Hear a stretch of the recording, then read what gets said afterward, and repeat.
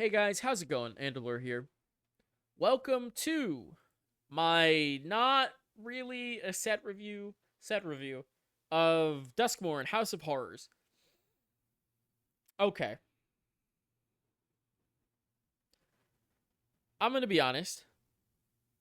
Not every card's in here. Maybe not even every card you want to see is in here. I think I've got, I want to say 26-ish cards, maybe less, maybe 25, something along those lines, 24. I'm talking about cards I want to play, that I want to include in decks, in combos, that I think are cool, neat. I think I've got two cards in here I'm talking about the art style of.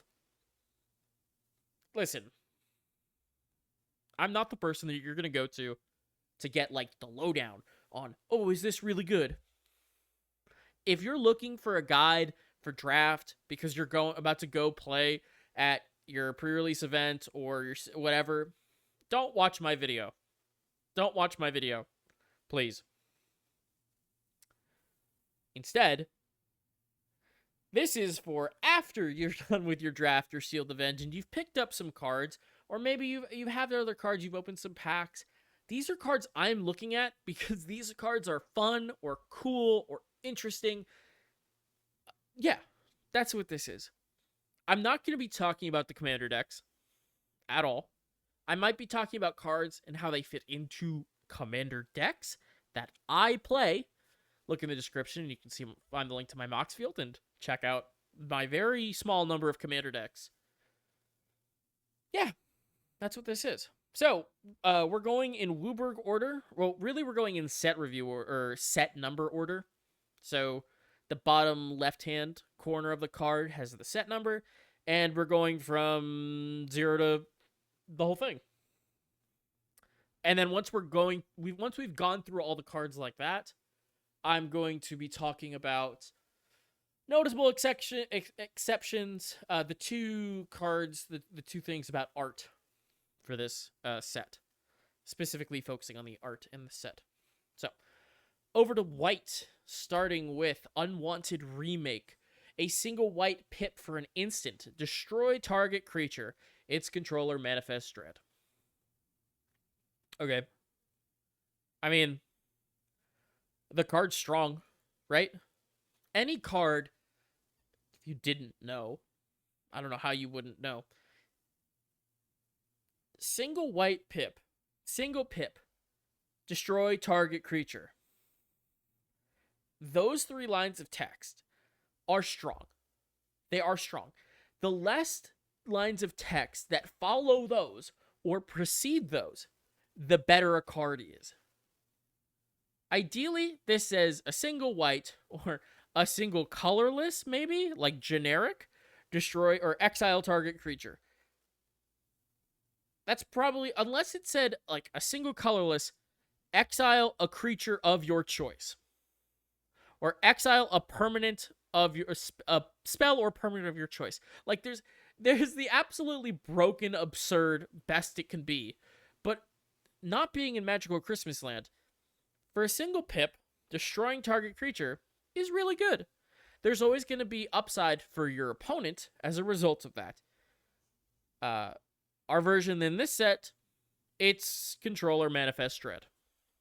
Manifesting dread is great in certain matchups. Like, it's fine for you. Like, into a combo deck, if you manifest dread me, it could hurt a lot, right? It could put a win con that's not a creature, like, either in my graveyard or on the battlefield. And that's kind of out of the game until it's in my graveyard again.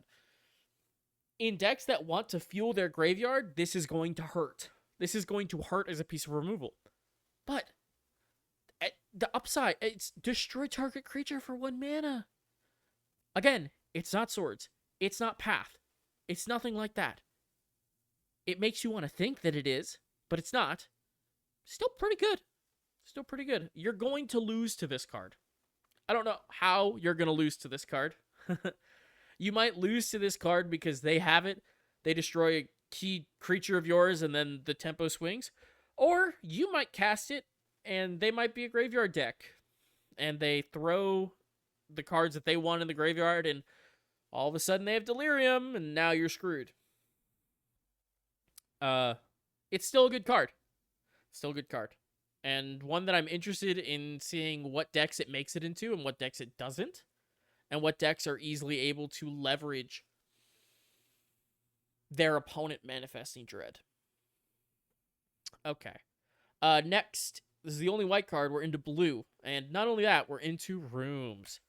With Central Elevator and Promising Stairs. So, first of all, a little bit of niche information on rooms that I looked up because I was interested. Regarding CMC and how unlocking a room works. On the stack, it's the side you choose to cast. So, if you're casting the right side of this card, 3 mana on the stack. Catch on the left side, 4 mana on the stack. Simple as. On the battlefield, it's equal to the unlocked rooms. So, if you cast the right side, haven't unlocked the other side, it's a 3 mana permanent. Other side, it's a 4 mana permanent. The moment you unlock the other side of a room, it is the combination of both. So if you played one side, unlocked the other, this card would now be a 7 mana permanent on the battlefield. Okay. In the graveyard, in your hand, in your deck, this is a 7 mana permanent. Alright. I don't necessarily know how this works with something like Sevinne's Reclamation. I'm of the understanding that it doesn't. That it doesn't work with Sevinne's. That you couldn't cast Promising Stairs off Sevinne's. But I didn't look into that. And that's my fault. But for something like Ad Nauseam, Dark Confidant, yeah, you're taking 7 on this bad boy. So, unlocking a room is not an activated ability. It's not a triggered ability. This is a special action. It does not utilize the stack. All right? So there is no way for your opponent to interrupt the unlocking of a room.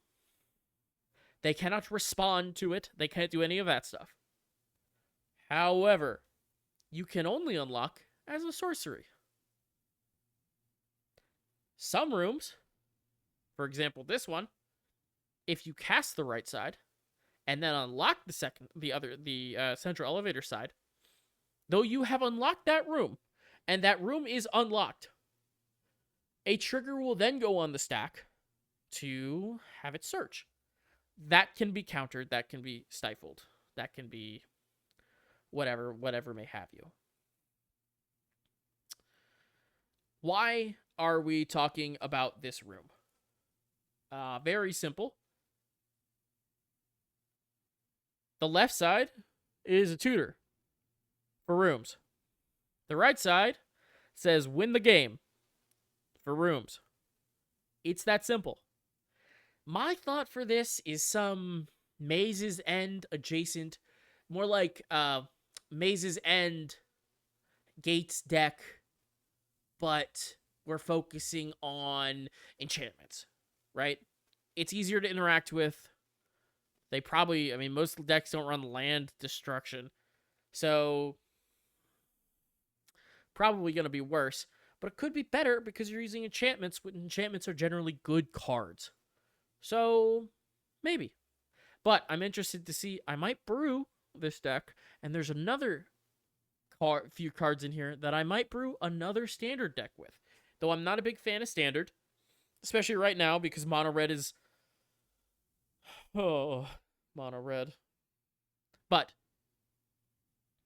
very cool. Very cool card. Very cool combo, especially with our next card.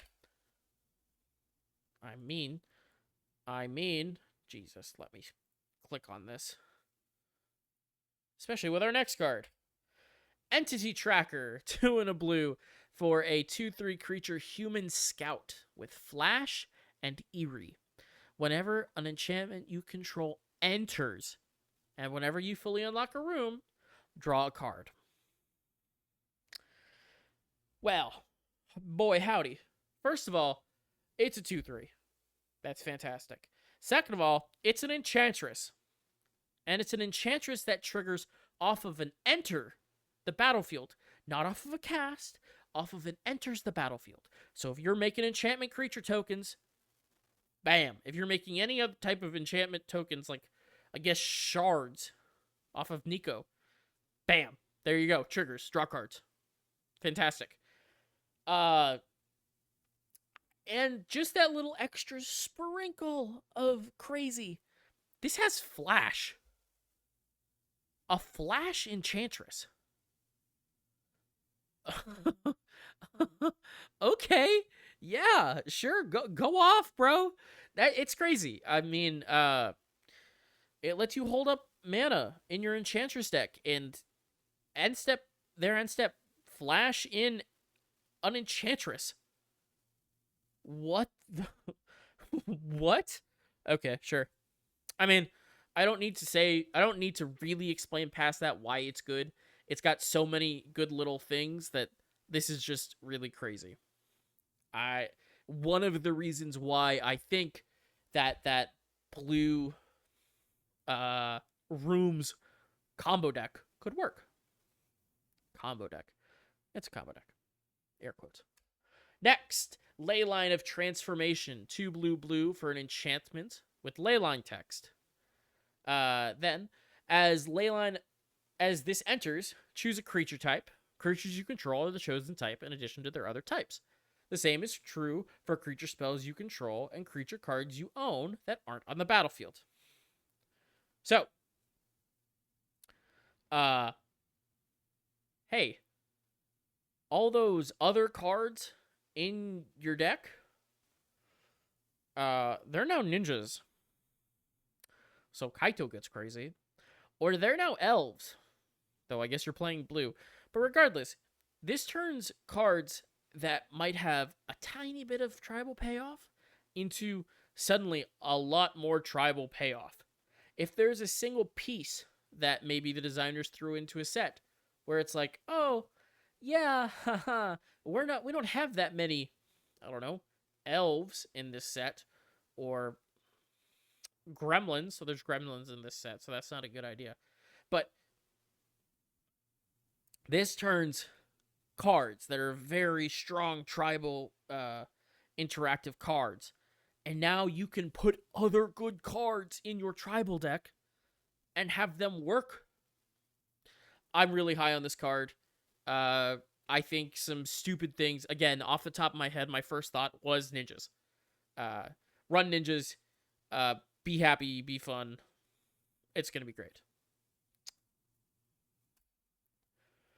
Marina Vendrill's Grimoire, 5 in a blue for a legendary artifact. When Marina Vendrill's Grimoire enters, if you cast it, draw 5 cards. You have no maximum hand size, and you don't lose the game for having 0 or less life. Whenever you gain life, draw that many cards. Whenever you lose life, discard that many cards. Then, if you have no cards in hand, you lose the game. Alright. First of all, legendary artifact. Sick. Second of all, a single blue pip. Amazing. Again. And then it's got so many other good lines of text, right? Obviously, it has to have some downside with the last chunk, but still, super cool. There's so many combos with this deck that I can't even begin to think of. And if you think of it, leave a comment below. I'd love to hear about some of the combos, regardless of whatever format you're playing. This thing's insane. Now, my first thought, as crazy as it sounds, was Approach of the Second Sun. So you have this on the battlefield. Ideally, you're not casting this. And then you have 14 available mana. You cast Approach of the Second Sun for the first time in the game. It goes under. You gain 7. You draw 7 because of this. And now, all of a sudden, oh, look. Approach of the Second Sun's back in your hand. Slam it onto the battlefield and congratulate or slam it onto the stack, and you've won the game. Ignore the fact, again, like I said, it's a 14 mana combo, but it's cool. And I sure love stupid, random, cool crap. Like, I'll probably try to build a Lotus Field combo deck that uses that as a win con specifically. Like, those two as a win con specifically. Be super fun. Super duper fun. So. The Mind Skinner. Blue, blue, blue for a legendary enchantment creature Nightmare. It's a 10-1. It can't be blocked. If a source you control would deal damage to an opponent, prevent that damage, and each opponent mills that many cards. Well, it's neat. I like the idea of a 3-mana 10-1 in blue. It's not good. I mean, this is like some turbo mill, like, you throw this in with some way to make it unblockable, and then it's really it's neat. Again, it also takes 6 hits, 5 really, or less, but it has to connect 5 times, and it's got 1 toughness. It's really neat. I really like the idea behind this card. My first thought actually wasn't even to have this card swing, but it was to build this card in almost like a burn deck. But upon a second thought of, oh, how cool is that? Then I also realized, hey, if you're able to burn them for 50 something in a 60 card deck, you can just burn them for like half of that and win the game by targeting their life instead of using this to mill them out. But I mean, it sure is interesting, I'll say that much. It sure is interesting. Cool card. I love legendary enchantment creatures, especially 10-1s. On to black with Cynical Loner. 1 and a black for a 3-1 creature human survivor.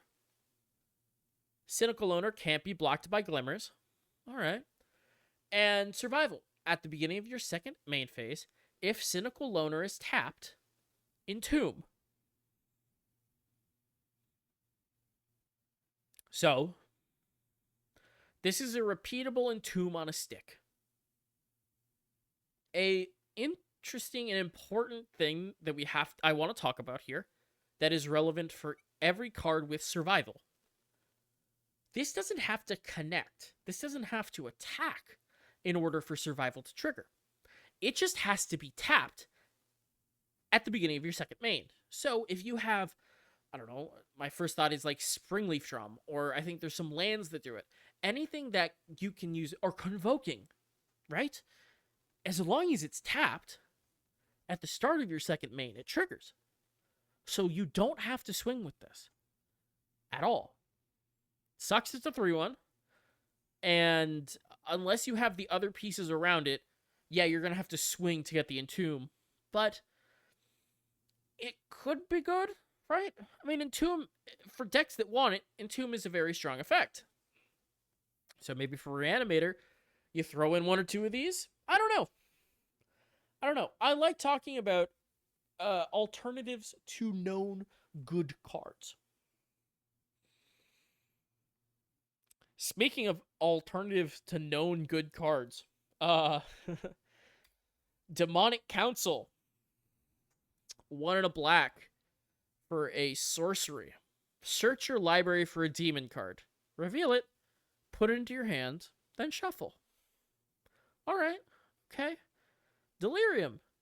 If there are 4 or more cards, card types among cards in your graveyard, instead, this card is Demonic Tutor.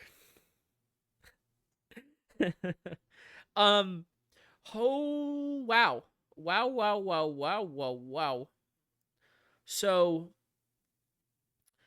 don't ask me what deck, but if your goal is to cast a demon, let's say, right? Like your win con is like, I don't want to say demon tribal, but like you're going for, I don't know, in like modern, legacy, vintage, you want to cast Gristlebrand, or you want to put Gristlebrand into your hand. Like you don't have an entomb for it, but you've got a loot or something, way to get it from your hand into the graveyard and then reanimate it. There we go. Here you go. But if you have Delirium, which they are making easier and easier to have, all of a sudden, you have one of, if not the strongest, tutors in the game with Demonic Tutor. I think that this card is going to be very good. And one of the reasons why I think this card is going to be very good is because there was the one black, black, black sorcery, I believe. The one from Wilds of Eldraine, where you had to sack a token or a enchantment in order to, or you could search, you could tutor for the card, and then if you sacked a token or enchantment, you could play it, the 4 mana or less. And people use it for the One Ring or for like any other number of crazy things. I see this as strong as that card because at first, even with that card, I was like, you know, the downside of having to sack an enchantment or an art or a token seems pretty high in terms of looking for something to combo. Until you like slightly build into it just a little, and then all of a sudden it's the easiest thing in the world to pull off. The upside for being able to have Delirium, especially in later formats like Modern Plus, especially with Urza Saga existing, Delirium is not difficult. It's not difficult. There are games where you won't have it, but there's a lot more games where you will. So, for those games that you do, congratulations. Here's Demonic Tutor. Yeah, it's that simple. Next, Meat Hook Massacre 2 XX Black Black Black Black for a legendary enchantment. When Meat Hook Massacre 2 enters, each player sacrifices X creatures. Whenever a creature you control dies, you may pay 3 life. If you do, return that card under your control with finality counter on it. Whenever a creature an opponent control dies, they may pay 3 life. If they don't, return that card under your control with a finality counter on it. Oh, baby. Alright, first thing I want to say. It's a cool card. The art's really neat. I really like the art. But. This is not a second Meat Hook Massacre. This is not a copy of Meat Hook Massacre. This is not similar to Meat Hook Massacre. Alright? This is a very cool card in its own right. And it's very strong for what it does in its own right. But you cannot think of this as another Meat Hook Massacre. Because the moment you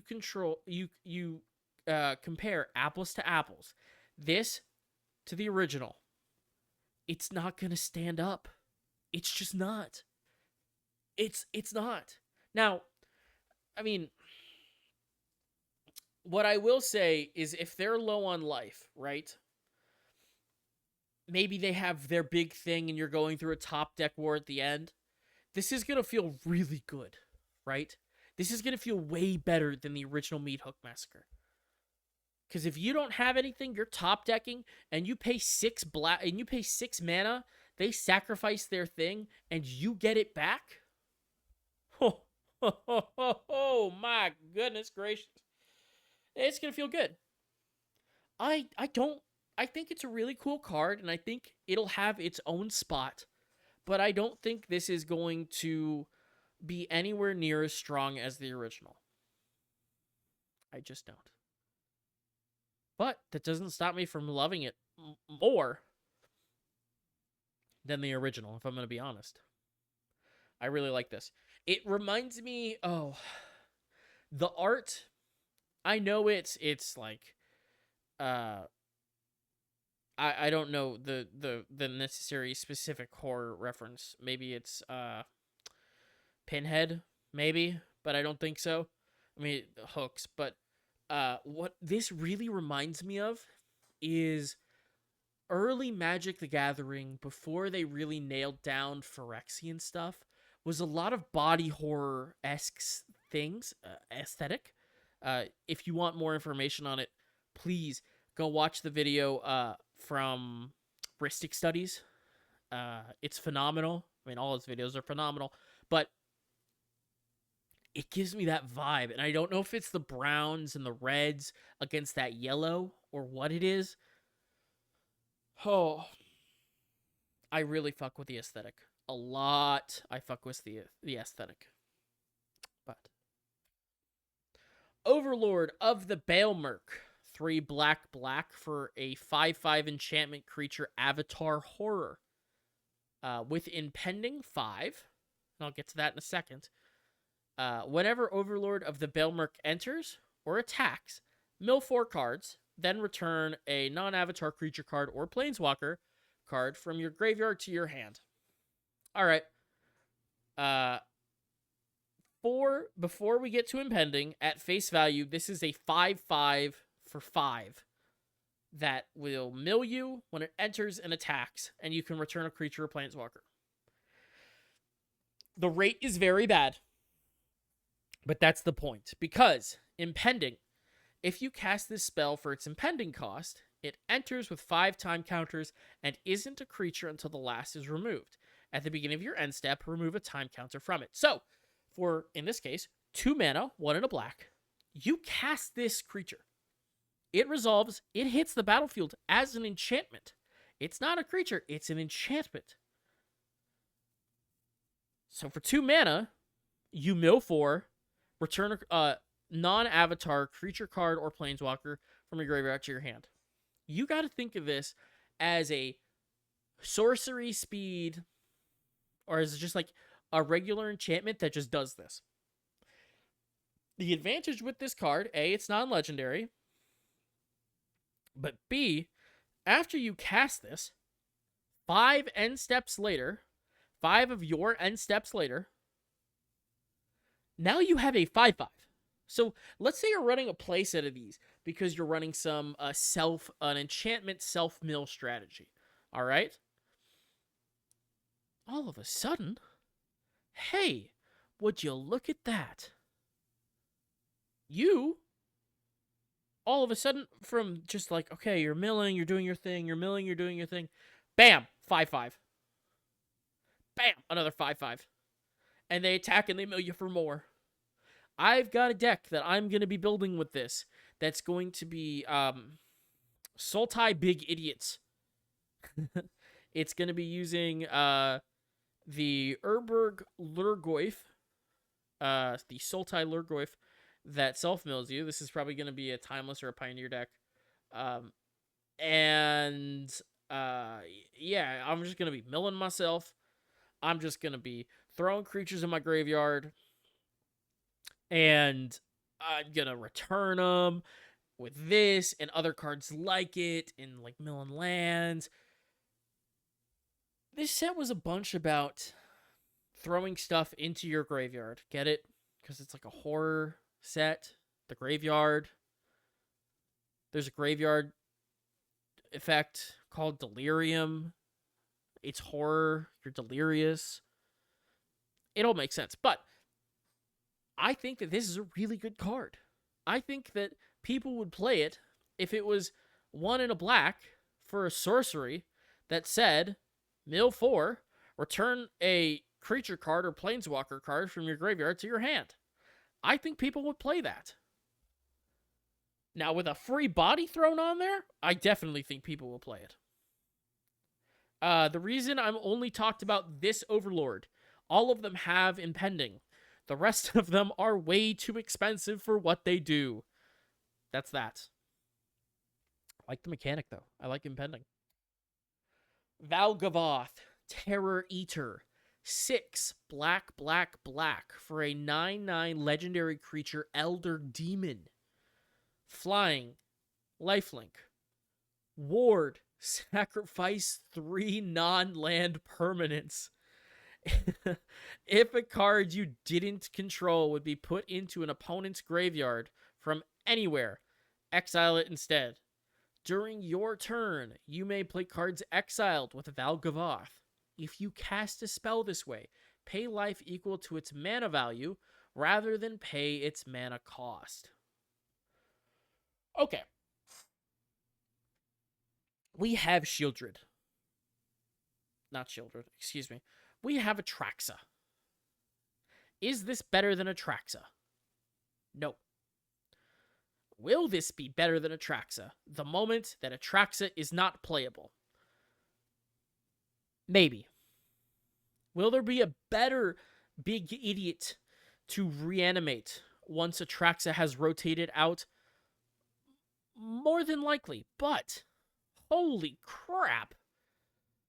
This is a huge beater. Flying and lifelink 9/9? That's big. A 9-point life swing? 18 points if you're hitting them? That's immense of a life differential that you gain from this. Not to mention, Ward sacrifice 3 non-land permanents. That's basically hexproof. Right? I mean, that's an absurd thing to sacrifice 3 non-land permanents for this. I can't even. And then it's like a better Doughty Voidwalker for your opponent's stuff. There's a lot of cool upside for this, right? Granted, technically, it's like pseudo sorcery speed because you can't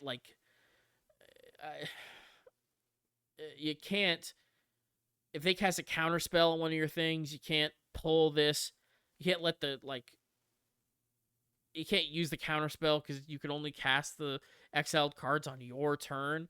So there's a bit of a downside to this, but holy, this thing's crazy big. Also, Scary Moth Demon. Sick. I know a lot of people that are scared of moths and butterflies, things like that. I forget what the phobia name is, but yeah, cool card. Very cool card. Possible replacement, though much worse than Atraxa once she rotates out. We are on to red with Fear of Missing Out. 1 in a red for a 2/3 enchantment creature, Nightmare. When Fear of Missing Out enters, discard a card, then draw a card. With Delirium, whenever Fear of Missing Out attacks for the first time each turn, if there are 4 or more card types among cards in your graveyard, untap target creature. After this phase, there is an additional combat step. Okay. Now we're getting into combo. Yeah, baby. So, why this card? Well, it goes infinite with your preferred flavor of Kiki-Jiki. Right? Technically. They don't have they're if they have creatures on their board, like if they block or whatever, like if against an empty board, you have infinite combat steps and you just Kiki-Jiki them and it's just like attack. It's like a Golos. Or not Golos. Godo Bandit Warlord with Helm of the Host. Kind of thing. Sort of. But not really, but sort of. The same basic idea. It also, as you're doing that, you're going to be discarding and drawing a card each and every time. Apparently, there's something to do with this formatting where you don't have to do that. Apparently, I don't know. I was listening to another podcast. I was listening to North 100, and I think it was Nelson mentioned about the fact that due to the templating of the first of the discard and draw, you don't have to do that. I don't necessarily know. I They're smarter than I am. They're better judges than they're judges. I'm not. But uh interesting, right? It's a thought. It's a possibility. And at worst, you need to have more cards in your deck than they have life, or more cards in deck equal to half their life. Whatever. It's feasible to win. In standard and in Pioneer, obviously, your Kiki-Jiki supplements, your Kiki-Jiki replacements, cost you mana to do these things. But even if you have like 6 mana and they have nothing on board, swinging in for 12 on a turn for 6 mana, that's pretty decent, I'd say. It's pretty good. And if you have anything that buffs this, I guess you wouldn't want to buff this. But whatever. Like I said, goes infinite with an empty board and your preferred flavor of Kiki-Jiki, assuming you have the mana to be able to Jiki your Kiki. Next, Razorkin Needlehead, red and a red for a 2/2 creature human assassin. It has first strike during your turn, and whenever an opponent draws a card, Razorkin Needlehead deals 1 damage to them. Hey, Wizards. Hey guys. Hey, Wizards of the Coast. I love you. we're big. We're friends. We're cool. First of all, ouch, my combo. But second of all, why am I being punished for taking game actions in Magic the Gathering? Like, oh, hey, yeah, no, so I'm on the play. I do something turn 1. You do something turn 1. I play this turn 2. Now, yeah. Oh, it's your turn 2? Excuse me. I know how you want to draw a card, but as you draw that card, also take a damage. Like, what? Granted, yay, everybody has Shieldred now. Fantastic. Congratulations. Everyone has half a quarter of a Shieldred. But, like, bro, we don't need these. We don't need these. Don't do this to me. It hurts a lot. Like, I already have to worry about things like Narset when I'm playing a lot of my, like, drawing a tons of cards and untapping land, like my Twiddle Storm, my Lotus Field. Those are the ones I go to immediately in my first thoughts. Pour over the pages, I'm getting bolted every time I pour over the pages. That hurts a lot. And I don't even want to talk about, like, Peer into the Abyss. I think it just kills me. So, this card's going to be annoying. And now I'm going to have to start running actual factual creature removal, like, more frequently in my combo decks. And I'm not a fan. If people are playing this. So, thanks. I appreciate it, Wizards. At least, as I think it was somebody, again, on North 100, because I just watched their last thing before I put this together. Again, at least they have the human decency to make this red and not 1 in a red, right? So, thanks. It's yippee. On a green with Kona, Rescue Beastie. That's 3 and a green for a 4/3 legendary creature beast survivor. Survival, at the beginning of your second main, if Kona Rescue Beastie is tapped, you may put a permanent card from your hand onto the battlefield. Oh boy. Okay. We talked about the whole deal with survival. And this just lets you straight up throw permanents onto the battlefield. Right? Like, if you have a way to have this end up tapped, or if you attack with it, hey, you know that Shieldred or whatever big beater that was in your hand? Slam it on the table. Congratulations. Or, worst comes to worst, you don't have it. You only have lands. Congratulations. Here's another land this turn. I mean, this is just good. This card is good. It's good. It is good. Again, 4/3 for 4 mana isn't the best. But it's not, it could be worse. Like, I've definitely seen 4-drops with worse stat lines than a 4/3. So, we'll take somewhere we get it.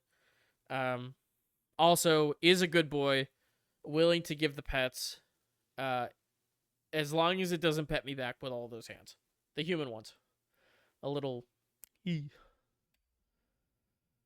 Okay, on to a big one. I'm showing off 2 cards here. We have Say Its Name, which is 1 and a green for a sorcery. Mill 3 cards. Then you may return a creature or land from your graveyard to the battlefield.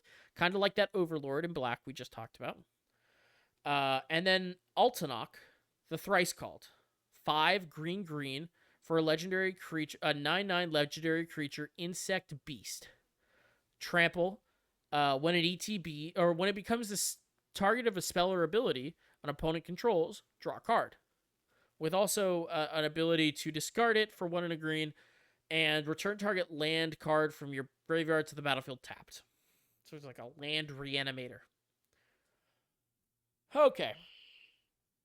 Why are we talking about these cards? Well, Magic loves making these cards that are intertwined, that search for one another, a search for a specifically named card, as Say Its Name does. Because the second big line of text in Say Its Name says, exile this card and 2 others named Say Its Name from your graveyard. Search your graveyard, hand, and or library for a card named Altanok the Thrice Called and put it onto the battlefield. If you search your library this way, shuffle. Activate only as a sorcery. Okay, so a few really cool things here. The reason why I'm specifically bringing this one up, in recent memory, this is the first time we've gotten a multi-casting required exile from my graveyard tutor with a target that doesn't suck. Like, we've had a few others that were the first one that comes to mind is somewhat similar with the angel that looks for another copy of the same angel. That one's good, but that's not necessarily what I'm referring to. I'm referring to straight up one card looking for a different card type. And I think that there are going to be decks that play Say Its Name and don't need Altanok, right? 2 mana for mill 3, return a creature or land to your hand from the graveyard. It's not the best rate, but it's not bad. So I can see it being used. And then in a deck where you're doing that, I can see a run in like 1 Altanok, right? I can see it happening. The real big reason why this is a incomparably better version of these cards is Say Its Name will let you search your graveyard for it and then put it onto the battlefield, not into your hand. Oh my goodness gracious. So, here's your ideal play pattern with this. Obviously, you play one on, like, if you have the mana for it, you play 1, turn 2. Like, it's land elf, turn 2, land elf, Say Its Name. Turn 3, Say Its Name, Altanok. And then on turn 3, you have a 9/9 with trample. Magical Christmas Land, obviously. But do you know what else is really good? Let's say you're going through your deck, right? You're doing your thing, some grindy mid-range soup garbage, whatever. You play Altanok. You cast it. You play it. And it gets killed. Gets countered. Whatever may have you. And you're going through the rest of your deck. Okay, Altanok's in my graveyard. I'm doing my thing. And then late game, you've basically run out of gas, all right? You play Say Its Name. You mill some cards. And then you can pull it out of your ass or your graveyard and slam it onto the battlefield because it looks through your graveyard for it. I am very high on this card, this combo specifically for certain decks. I think it's going to be fun. Again, it's another 9/9 with trample. And even if they try to remove it, unless it's a board wipe, you're drawing a card. And especially if you can get it for free off Say Its Name. Insane. Insane. Insane. Very high on it. Very cool. Also, I think it's a Beetlejuice reference. I don't know. Again, not a horror aficionado. Some are obvious, like the Gremlins. Obvious. The others, not so much. Okay, another room, this time for green. We have Walk-in Closet and Forgotten Cellar. Walk-in Closet is 2 and a green. For an enchantment, you may play lands from your graveyard. It's a Crucible. Forgotten Cellar, 3 green. For an enchantment, when you unlock this door, you may cast spells from your graveyard this turn, and if a card would be put into your graveyard from anywhere this turn, exile it instead. It's cool. The Forgotten Cellar side could have like some combo availability, I guess. But again, talking about that Sultai Lurgoyf, Sultai Urberg Lurgoyf deck. This is just this is a Crucible, an enchantment Crucible, on rate Crucible. That's great. We've gotten tons of them, and most of them have been 3 mana. I think Perennial Behemoth was 4, but I'm not sure. But yeah, it's great. It's a Crucible. It's an enchantment Crucible too. And the other side could be useful if that's what you're going for. I'm thinking maybe in some flavor of Lotus Field. Could use it. Could use the right-hand side as a way to recur some of my bullshit. Maybe. We'll see. On to our multicolored cards. The Jolly Balloon Man. 1, a red, and a white for a 1/4 legendary creature, Human Clown, with haste. Then pay 1 generic mana and tap. Create a token that's a copy of another target creature you control, except it's a 1/1 red balloon creature in addition to its other colors and types, and it has flying and haste. Sacrifice it at the beginning of the next end step. Activate only as a sorcery. So, this is a creature that makes a different Kiki-Jiki, a reflection of Kiki-Jiki style combo, right? It has haste itself, so if you had the mana with Fear of Missing Out, it does the thing, right? You can use this in Pioneer probably with I want to say Felidar Guardian, right? Or with FOMO, or whatever may have you, right? You can do, the world's your oyster. You got your options. It's the standard flavor of Kiki-Jiki for now. So you got an option. It also not a it needs to be noted, you can target and create copies of legendary creatures with this. Not non-legendary. It doesn't say non-legendaries like the others do. You can create legendary copies. So if you have any legendaries with sick ETBs, copy them, sacrifice them, congratulations, and profit. It's cool. It's cool. I like this card. Again, I'm going to try to brew something with it. It probably won't be good, but I'll definitely try to brew something with it. Next, on to just... What the fuck? Kaito, Bane of Nightmares. 2 blue and a black for a 4 loyalty legendary planeswalker Kaito. With ninjutsu for 1 a blue and a black. How do you have ninjutsu on a planeswalker, you ask? Well, it is simple. During your turn, as long as Kaito has 1 or more loyalty counters on him, he is a 3/4 ninja creature and has hexproof. He has an... I'll get to the +1s in his abilities in a second. First of all, This is an uncounterable planeswalker.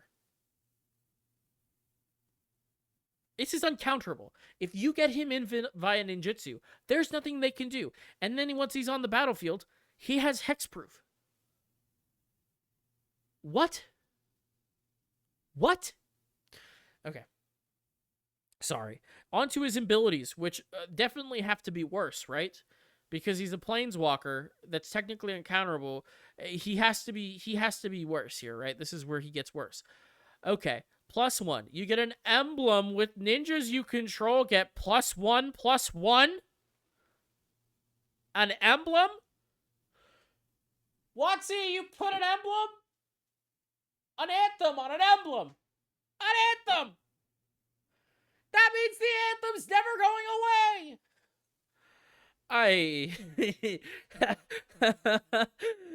This was a design choice. I don't know if it's a good one. It is definitely a fun one.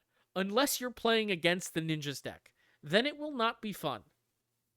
But the fact that for 3 mana, you have a 4/5 ninja. Holy. Insane. Crazy. The 0 ability is Surveil 2, then draw a card for each opponent who lost life this turn. Well, great, because you ninjutsu'd him in, so they definitely took damage this turn. So it's Surveil 2, then draw a card. Cool. Neat. -2, tap target creature, put 2 stun counters on it. I mean, this definitely is a decision, right? A decision for cards, for printings. And just so you can... I don't have words. I don't have words. That's crazy. That's so cool. I mean, Kaito has had some sick abilities for a planeswalker. I've liked every Kaito planeswalker they've put out. The one before this wasn't as good as this one or the other Kaito, but it was definitely interesting. This is just holy. I'm excited to play ninjas. I don't think it'll be as fun as playing Dimir Rogues way back and like Zendikar Rising, but I think this will be fun. I think this will be fun, and I'm excited to see it. It's one of the few times recently that I've been excited for Standard because of some of the ridiculous garbage that can be done. I know I said I wasn't going to talk about commander cards, and this technically isn't a commander card. But if you play it, I'll get into it. Zamone, all questioning. 1, a green, and a blue for a legendary creature human wizard. At the beginning of your end step, if a land entered the battlefield under your control this turn, and you control a prime number of lands, create Primo, the Indivisible, a legendary 0/0 green and blue fractal creature token. Then put that many +1/+1 counters on it, and it proceeds to list off prime numbers. I have notes written for a lot of the cards, and my notes written for this card, what period the period fuck period. What the fuck? And not because it's good, but more like, wow, you guys actually decided to write this on a card. So, how does this work? Very simple. You play this for 3 mana. All right? You play a land, nothing happens. Your next turn. You have 4 lands now, and Zamone. You play a land. Then this will go to your end step and look for the trigger. It says, did a land enter the battlefield under your control this turn? Yes. Do you now control a prime number of lands? You control 5, so yes. Then you create Primo, the legendary fractal creature token. He's a dog. He's a good boy. Uh, and you put 5+1/+1 counters on it. Now, this is super cool. Card design wise, card design, I adore this card. I love this card. In like, you're counting prime numbers for lands. That must have been, whoever thought of this card must have been like an epiphany type thing. It almost makes me wonder whenever they were coming up with cards for Strixhaven, because Zimone is from Strixhaven. And they were thinking of all like the math stuff that corresponds with Strixhaven, and obviously fractals, prime numbers, all that stuff. I wonder if they thought of this card and they were like, you know what, let's just not print this yet. Because this is so smart for card design. I love the idea, the spirit behind this card. The only thing that I don't like about this card, Primo is legendary. If Primo wasn't legendary, A, this would be very strong, and B, I would have so much more fun with it. In Commander, obviously. But, yeah, I think this is cool. This is a cool card. If you want to build a deck around it, I guess you can. If you want to build a Commander deck around it, I guess you could. But, like, even at its best, if you look here, like, let's say you got this out turn 1 somehow. Right? Or like turn 2. You get this out on turn 2. So turn 1, Forest Elf. Turn 2, Island Zimone. It'll trigger, you'll get it. So you'll have 1, 2, 3, 4, 5, 6, 7, 8, 9, 10, 11 chances less. 2, 3, 4, 5, 6, 7, maybe 8, maybe 9 at most. 9 chances for a token off of it. I mean, it's something. This is really cool in not constructed 60 card formats. I think maybe in a Commander, in a Brawl, something like that. Interesting. Cool. Next, into artifacts, we have Ghost Vacuum. Generic mana for an artifact. Tap it, exile target card from a graveyard.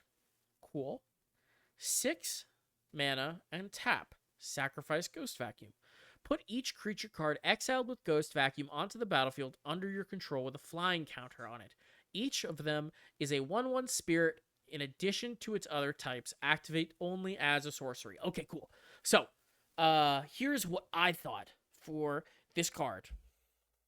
You're going up against a graveyard deck, and they've got like these crazy high value enters the battlefield tile cards that have like super, like a Shieldred or something. You use this, you exile their Shieldred. You say, no, no, no, no, no. It's not your Shieldred. It is my Shieldred now. So you've taken their cool stuff. And then at a certain point in the game, you crack this, and you get all their stuff. And you get this immense amount of value from their exiled things, right? Super cool. Now, what I don't know the rules interaction for this. After you've used the second ability and you've brought their stuff back, when it dies, does it go to their graveyard or does it stay exiled? I think it goes to their graveyard, which would not be ideal. But if it does stay exiled after they die, that'd be super neat. Be super neat, right? Yeah. I think this is a cool card. I especially love the design behind it. Like being able to pick down somebody's graveyard and then pull them all out. Very cool. And it makes them all flying too. Very, very cool. And spirits. So if you're playing like a spirit I don't want to say commander deck or spirit tribal deck. Congrats, now they're all spirits too. That's a possible upside. But I just like the card. Oh. And for the last creature that I'm planning on talking about for this set, we have this disgusting doll. Marvin, Murderous Mimic. It's a 2 mana for a 2/2 legendary artifact creature toy that freaks me out. Marvin Murderous Mimic has all activated abilities of creatures you control that don't have the same name as this creature. I am not going to go over all the infinite ways that this card can be broken, because it can be broken a lot of different ways. So congrats. Like, there's definitely ways that you can abuse this. Like, what's a good example? You throw this into Kaito, into a deck with a Kaito Planeswalker, and now it has the activated abilities of the Kaito Planeswalker because it became a creature that now has activated abilities of a Planeswalker. You throw on that sword from... Oh, what is it? Luxior? The sword from New Capenna that turns Planeswalkers into creatures. Congrats. More abilities, Planeswalkers. Yeah. Or just generally, abilities of creatures are strong, and this has all of them. So this is kind of like, if you have like an Agatha Soul Cauldron deck, you don't need to exile them with Agatha Soul Cauldron. Now you can just have them on this creature. You don't even need to exile them. You can use Marvin as a intermediary before then. And then, if the creature combo piece dies, you can use Agatha Soul Cauldron to exile the card from your graveyard, put it on a different creature, and now Marvin has all the abilities again. This card is it goes infinite with a ham sandwich. I just don't know what your preferred style of dressing for ham sandwiches are. That's what I'll say about this card. Very creepy. Also don't like the doll thing, but busted card. Onto lands. We're covering the two important lands here. Abandoned Campground. Really, I don't know what these lands are going to be called. I'll call them like Triskaideka lands, I guess. Because if you have 13 or less life, it enters untapped. So they're duels, they're typeless duels if you have 13 or less life. That is not bad as a rate. Second of all, suck egg commander players, you don't get lands. You don't get crazy busted lands for your format. What a shame. Oh well. Anyways, all 10 color combinations for this set, which is great. Fantastic. Super cool. Super duper neat. Great. I see them being run in decks that I don't necessarily know that will be good or won't be good. Maybe like a Death Shadow type deck might want these. Though I doubt that they're going to be running anything that has the propensity to possibly be untapped before they're casting their Death Shadow, or Living End, excuse me. But I don't know. I'm not a Living End player. I don't know shit about them. But 13 or less life is not a difficult requirement in certain formats. So, could be good. Interesting. I just like seeing a new cycle of possibly untapped duels.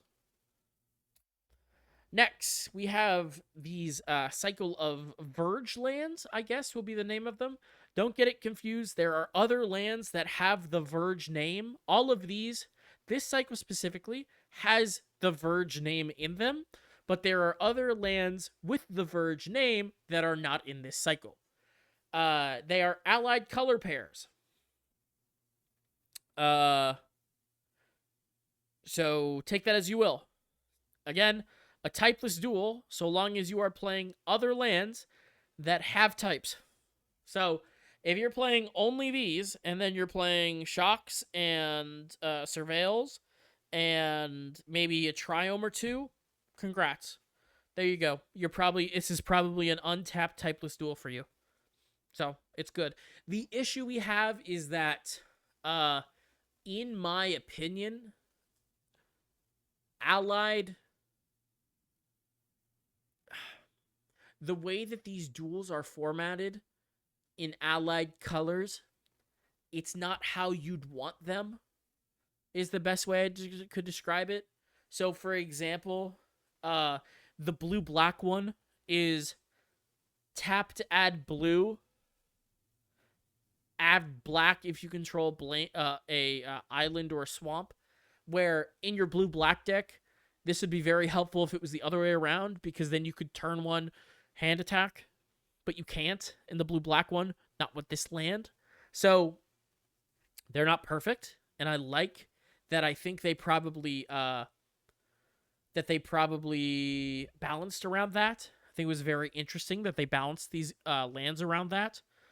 So yeah, I'm excited to see, and I doubt that we will see, but I'm excited to see if this will be our first cycle of our first 20 land cycle, because this has the ability to be a 20 land cycle where we can have allied and enemy colors, and then we could also have allied and enemy, but with the primary active, or with the secondary activation type color being swapped.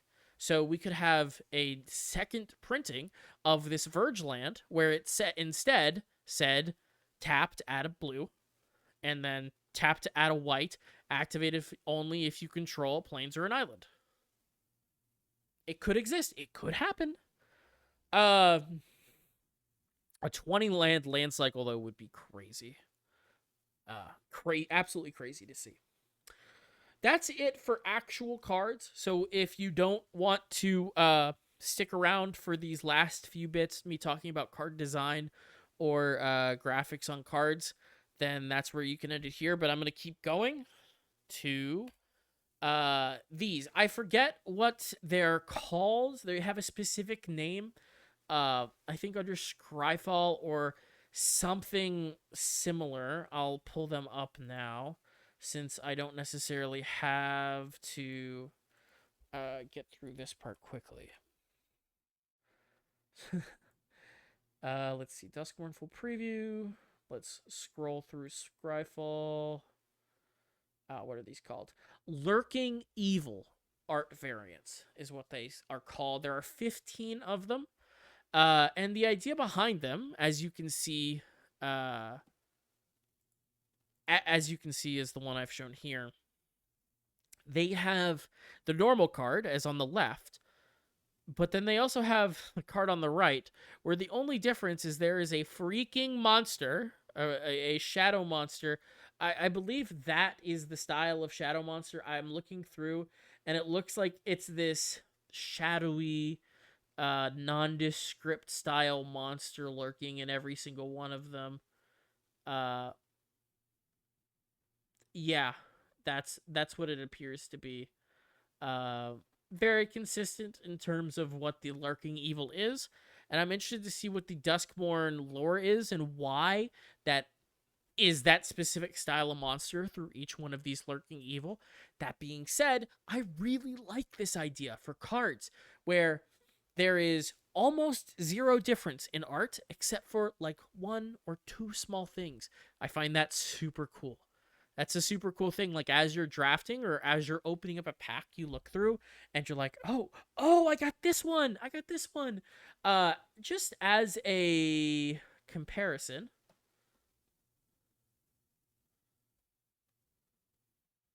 trying to find my mouse. Lost my mouse for a second here.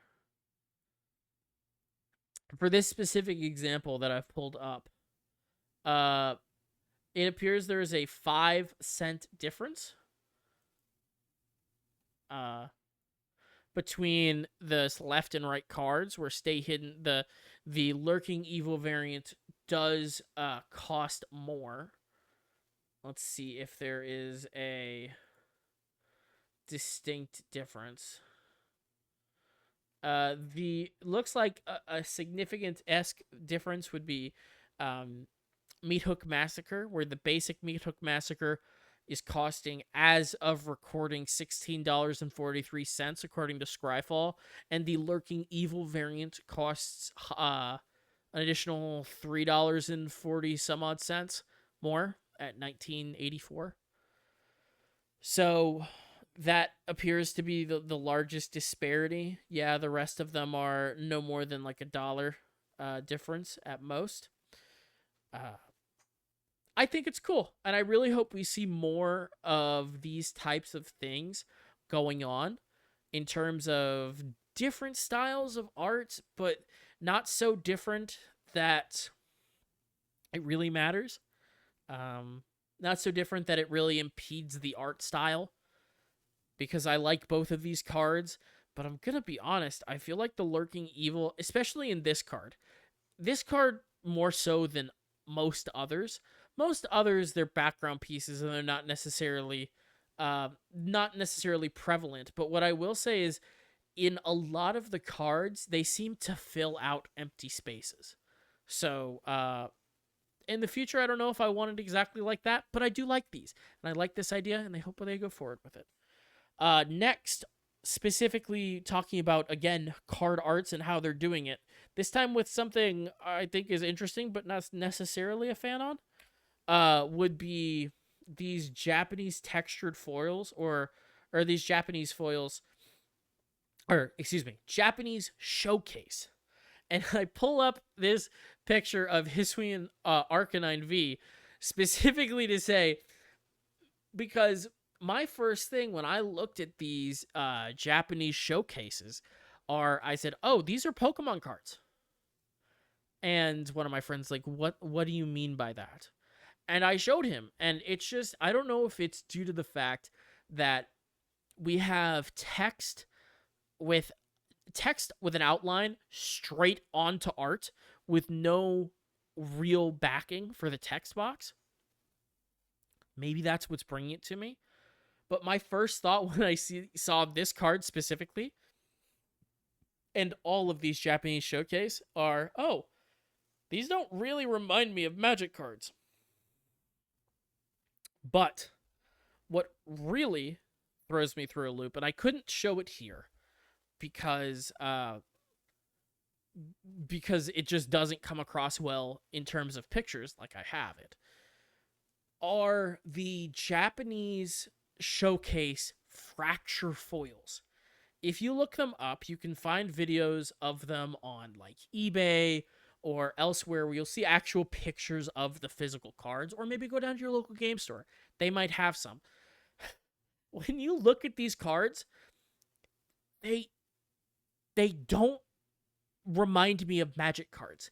They remind me of like B or C rate trading card games that have just, the best way I can describe it is these cards are violently foil. Violently foil. Where it's just so immensely foiled, and as they call it, fracture foil treatment. It's just, it's disorienting almost. The best way, again, like, those card sleeves that people will put on that are foiled, like foiled card sleeves. So they'll put non-foiled cards and foiled card sleeves just for a bit of extra bling. It almost reminds me of that by just how disorienting it turns like the entire card. Which is cool. I know there are some people that really like that. I don't. But that's just my opinion. Overall, I do like this set, and I think there's some interesting things, and especially this good boy here. This is another example. Oh no, this is one of the Endurings, which I didn't talk about, is a new cycle of cards that they put out, one for each color, where it's an enchantment that has a static ability and then when it dies, it comes back to the battlefield, but it's not a creature this time. Overall, big fan of this set, and I'm interested to see how brewers are able to take advantage of all the different cool possible combos. Maybe brewing up the rooms combo deck, or like my budget Kiki Jiki, Boros Jiki deck, or something interesting. I mean, I'm interesting. I'm very excited to play more of this set. So yeah, I think that's just about it. Is there anything else of note? Uh, the commander decks. I know I didn't said I wasn't going to talk about them. I am going to talk about them a little. The commander decks are something. They are interesting enough. The some of them are okay. The uh Golgari Delirium Graveyard Reanimator Commander is good. Is a good deck. My I don't say my recommendation, but if you're gonna pick up a precon from this set, pick him up, them up, and then use the alternate commander because it's pretty good. Yeah. And I think I'll call it here, and I'll see you guys next time. Bye bye.